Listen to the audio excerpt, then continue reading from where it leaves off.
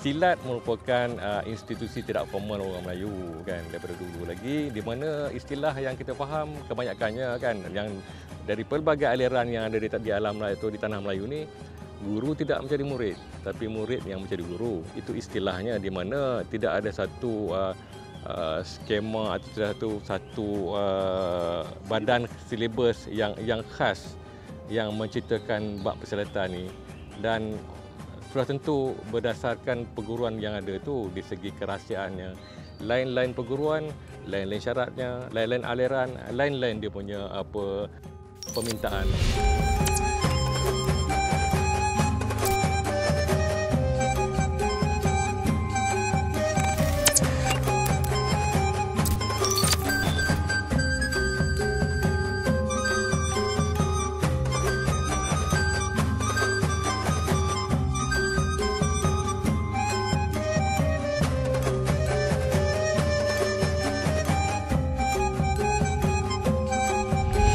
Kita Malaysia bersama dengan YDP Persima, iaitu Ayah Teh. Okey, Mukris nak tanya sedikit Ayah Teh tentang kaedah bunga dalam seni persilatan Melayu di sini. Boleh, insya-Allah boleh. Jadi sebelum kita cerita bab bunga apa semua ni, jadi Mukris Ayah Teh nak bagi pakai kain lepas barak dulu. Kain lepas barak. Kain lepas ni kalau sebelah Pantai Timur ni soho lah, orang sini kata soho lah. Jadi kalau nak kena pakai kain ni, baru nampak semangat gayung tu. Semangat gayung. Semangat gayung, semangat silat tu. Kita Malaysia dalam episod Bunga di Terengganu akan memperincikan seni silat pulut dan gendang silat, yang mana kedua kesenian ini diibaratkan seperti irama dan lagu yang tidak dapat dipisahkan. Uniknya, cabang seni yang berbeza ini mempunyai hubungan antara satu sama lain.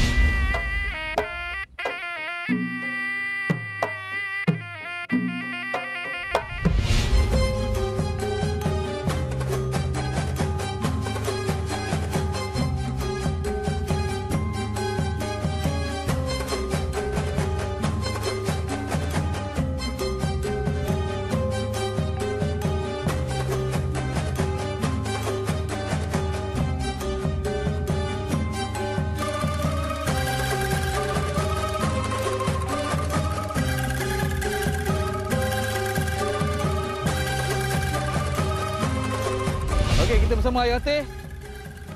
Kaedah bunga.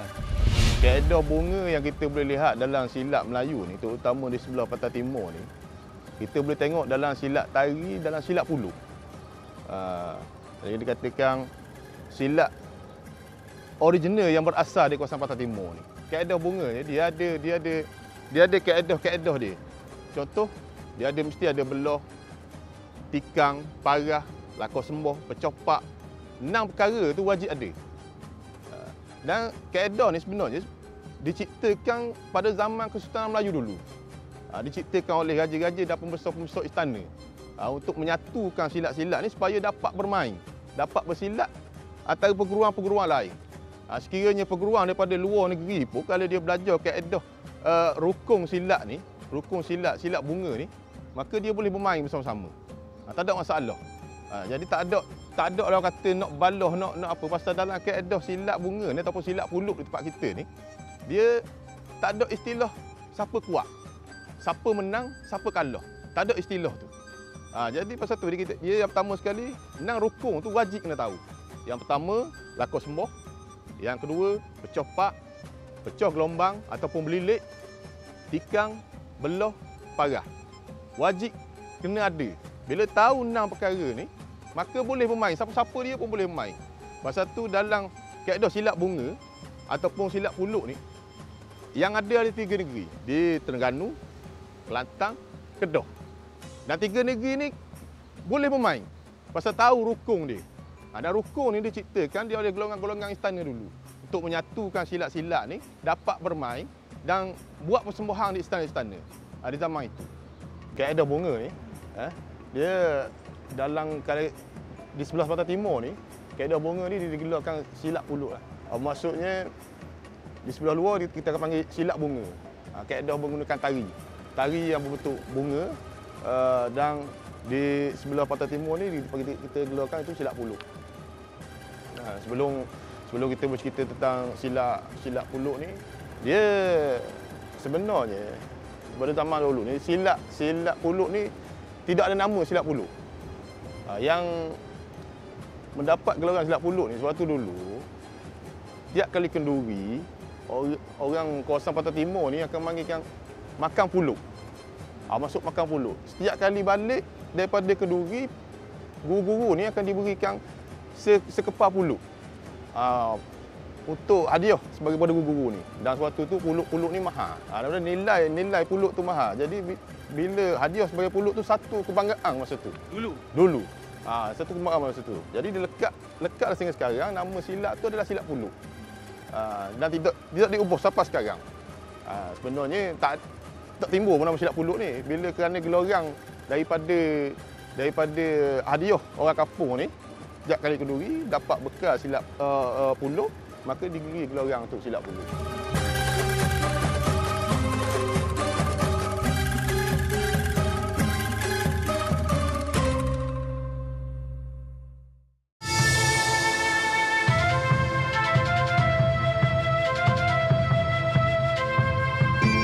Ini saya nak bercerita mengenai silat puluk. Silat puluk ni dalam kaedah Terengganu. Dalam kaedah Terengganu saja.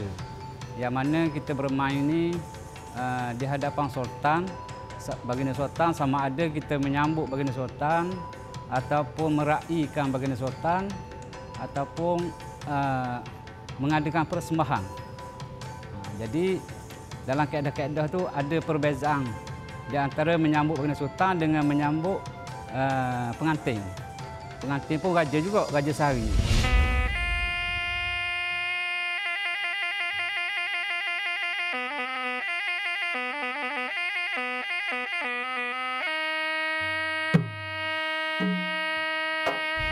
Kita buat dalam keadaan tidak sombang lah. Contohnya kita buat tari. Selepas habis kita buat tari tu, habis tari kita akan duduk dua-dua. Lepas tu kita bangun. Bangun sembah sekali lagi, kita akan bermain tapang. Dalam silat puluk Terengganu, permainan tapang ni dia ada 4. Tapi dalam kaedah kita menyambut baginda sultan, kita tidak boleh buat 4. Kalau kita buat 4 tapang ni, mana kita melintasi sultan, baginda sultan. Jadi kita terpaksa buat hanya 2 tapang saja. Kita buat dalam kawasan kita, pasangan kita akan buat dalam kawasan dia. Dalam rumah, maksudnya dalam rumah masing-masing. Selepas kita buat tapang, sampai masa kita nak bertempur. Maknanya dalam tikamang, dalam rukun silat puluk.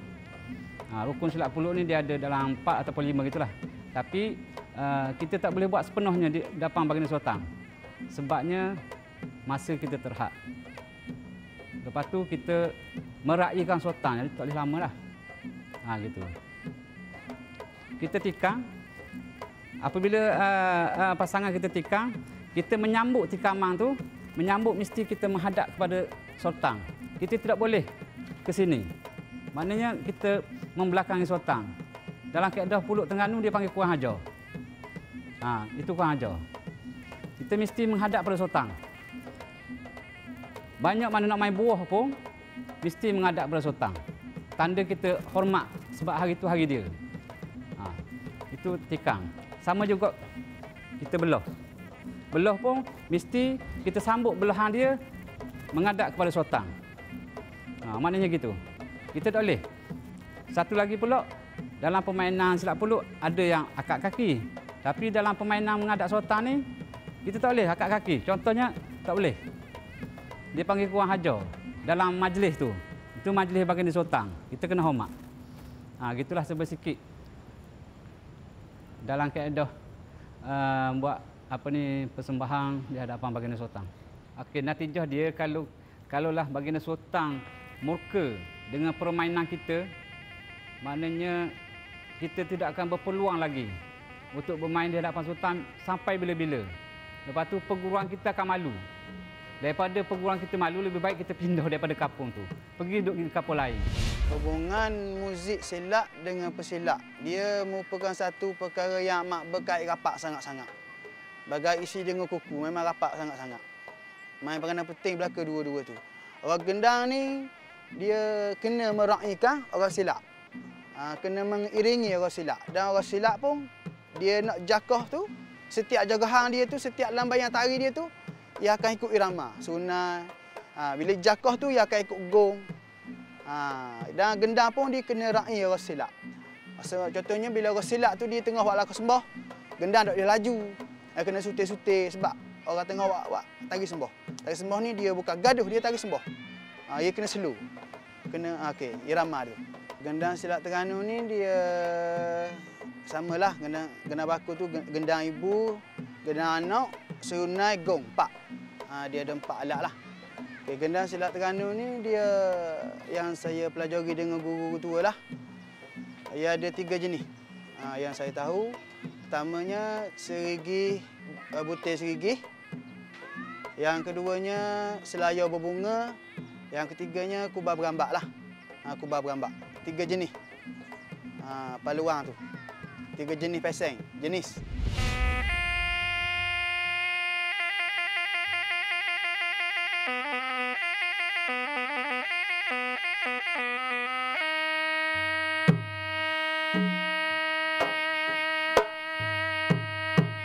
Perbezaan gendang silap negeri Terengganu ni dengan negeri-negeri lain. Khususnya Kedah, Kelantan dan Pahang. Terengganu ni dia ibaratnya dia duduk tengah-tengah.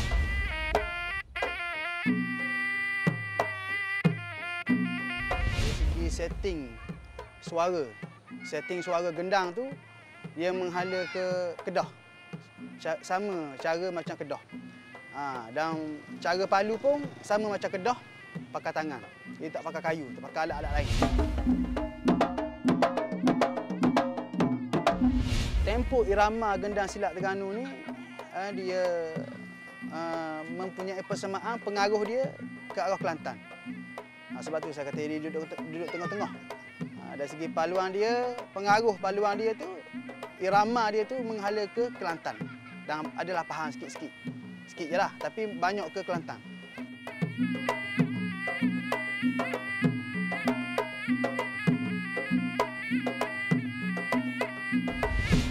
Okey, gendang Terengganu ni, gendang silap Terengganu ni dia berbeza mengikut daerah-daerah. Contohnya saya sebut daerah di khususnya contohnya ke arah bandar sikit. Contohnya Bukit Payung ke khususnya Bukit Payung dia menghala ke bandar sikit kan. Okey. Dia daerah tu ia lain. Bukit Payung lain. Okey, menghala ke arah Kuala Berang, dia lain. Semakin hulu semakin lain. Yang ni perbezaan tempoh lah, laju dengan cepat. Semakin hulu semakin laju, semakin hulu semakin lajulah tempoh dia tu.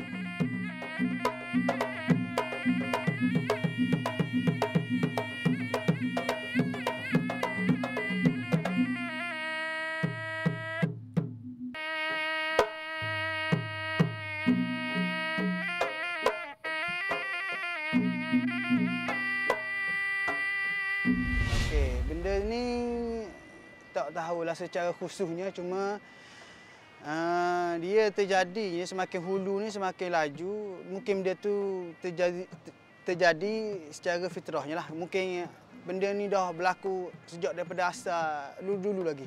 Guru tua dulu lagi. Dia dah gitu dah. Benda ni seolah tradisi. Dia tidak diubah-ubah lah. Memang dia kekal sampai ke generasi.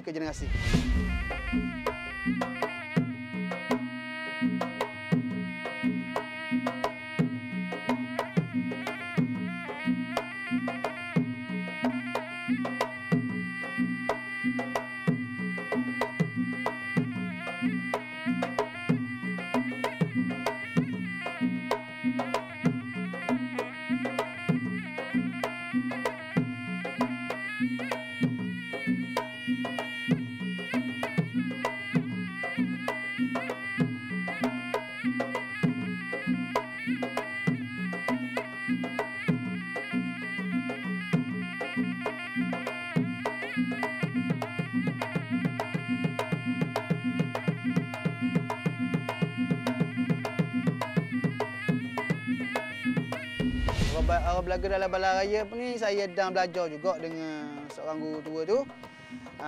Orang Belaga dalam Balan Raya ni dia antara dengan tiga-tiga ni, serigi tunggal, serigi butir serigi, selaya berbunga, kubah berambak. Orang Belaga dalam Balan ni dia tempo slow. Paling slow di antara tiga, slow. Dia tak ada laju, dia satu tempo je, slow je. Dia tak laju. Slow, sutil gitu je. Tempo orang Belaga dalam Balan Raja lah zaman dulu. Sekarang ni dari segi pelapis tu nak kata tak ada terus, tak ada lah, ada. Memang ada lah. Tak ramai pun, tapi benda tu seseolah ia berterusan, memang ada. Walaupun tak ramai, adalah seorang dua hak minat tu memang ada lah. Untuk sementara waktu ni insya-Allah masih ada. Gendang silat Terengganu ni dia sama juga macam gendang silat negeri-negeri lain. Cuba tengok zaman ni, saya tengok yang berada di peringkat atasan gendang silat Kelantan, Kedah memang masyhur. Tapi gendang silat Terengganu ni dia tak masyhur mana. Memang tak masyhur lah. Hanya ada di negeri Terengganu saja. Tidak berada di peringkat atasan. Jadi harapan saya mudah-mudahan lepas ni ada usahalah menaikkan gendang silat Terengganu ni di peringkat seluruh dunia. Boleh kenal insya-Allah. Peranan gong memang tanpa gong, orang kata memang gendang tu pincang lah. Tak masuk gendang orang kata. Gong ni memang peranan dia penting, gong. Pada mulanya kita akan main gong dengan cara slow. Tengok atau cara permainan lagu mana. Semakin rancak orang main silat tu, semakin rancak gong kita mainkan. Semasa dia orang bertikang berapa tu, masa buat pengurawang tu, gong ni akan kita jadikan satu ketua bunga-bunga sikit untuk meracuk lagi orang main. Lagi lepas tu, lagi berakhirnya kita kau slow. Tengok keadaan. Kita akan seimbang dengan peranan dengan gendang ibu, gendang anak. Kita akan selim dengar macam mana. Kita tak boleh dulu gong, gendang kemudian. Macam gendang pula, kemudian dulu gong tak boleh. Pincang, nak kena kerjasama antara dua tu. Gong ni saya rasa ada peranan penting. Tanpa gong memang tak ada muzik gendang, tak ada muzik gendang. Memang ada pincang habis tanpa gong ni. Ibarat macam tu lah. Macam lagu tak ada irama, memang hancur lah lagu tu. Peranan penting gong ni. Okey, kena silap. Pertamanya kena dululah di antara anak dan ibu. Ibu ni ginilah. Dia besar kepada anak. Ni anak. Okey. Lepas tu cara duduk. Ia tak boleh duduk kursi kodang lah. Ia kena cara duduk dia lah. Adalah ia panggil riba. Gendang ni Tok Guru kata ia kena riba. Barulah suara gendang tu ia akan lebih comel lagi lah. Lebih kedengaran tu jelas. Suara sebenar dia akan keluar. Bila kita kena cara riba. Ginilah duduk je. Lebih kurang macam tayat akhir lah semayang tu. Tok kita mulai. Gendang ni dia berkait rapat dengan ibu. Dia sangat berkait rapat dengan ibu. Sebab anak gendang ni dia dalam lagu silat tu dia kena ikut ibu. Start pun ibu start dulu, lepas tu anak ikut. Anak ni dia kena ikut je sama ibu. Selagi anak ni dia boleh merancakkan lagi lagu gendang silat tu. Dengan adanya bunga orang panggil tikah anak gendang. Tapi dia sentiasa ikut ibu sama. Ikut, dia tak boleh laju pada ibu.